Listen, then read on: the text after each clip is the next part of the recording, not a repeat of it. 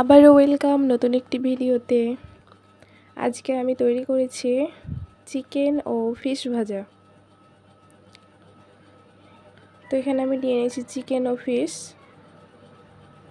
এইগুলোকে একটু করে ভাসিয়ে দিব।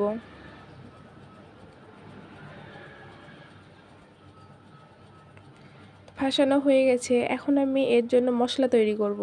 তো এখানে আমি নিয়ে নিয়েছি আদা রসুন পেঁয়াজ পেস্ট, দিয়ে দিলাম মরিচ গুঁড়া, হলুদ গুঁড়া, স্বাদ মতো লবণ ও চাট মশলা দিয়ে ভালোভাবে এই মশলাটা মিক্স করে নিব।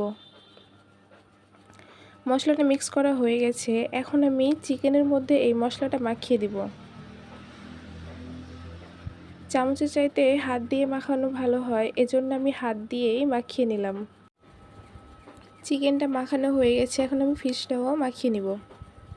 তো এটাও মাখানো কমপ্লিট। এখন আমি চুলায় একটি কড়াই বসিয়ে নিয়েছি, দিয়ে দিয়েছি পরিমাণ মতো তেল। তেলটা গরম হয়ে গেছে, এখন আমি এই চিকেনগুলো দিয়ে দিলাম।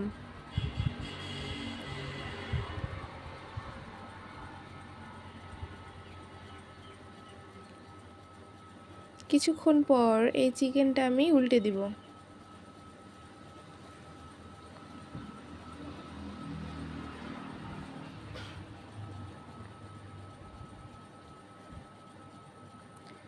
চিকেনের ওপর তেলগুলা একটু আমি মাখিয়ে নিলাম।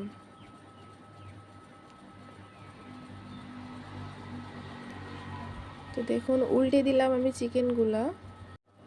তো এই কড়াইয়ে মশলাগুলো লেগে যাচ্ছিল, এই জন্য আমি কড়াইটা চেঞ্জ করে নিয়েছি। তো দেখুন চিকেনটা ভাজা হয়ে গেছে।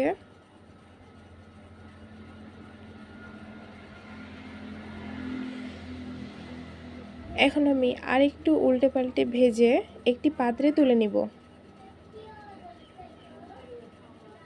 তো দেখুন তুলে নিলাম।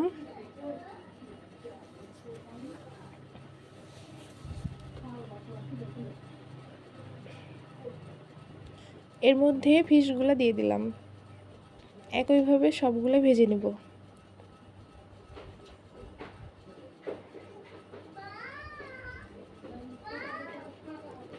ফিশগুলোও উল্টে পাল্টে ভেজে নেব।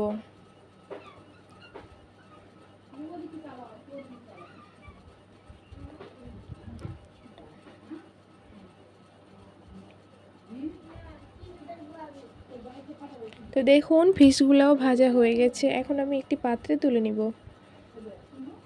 এখন আমি পরিবেশন করে নিব। দেখুন কত সুন্দর ও ইয়াম্মি হয়েছে। ভালো লাগলে আপনারাও এইভাবে বাসায় ট্রাই করতে পারেন। সবাই ভালো থাকবেন। আল্লাহ হাফেজ।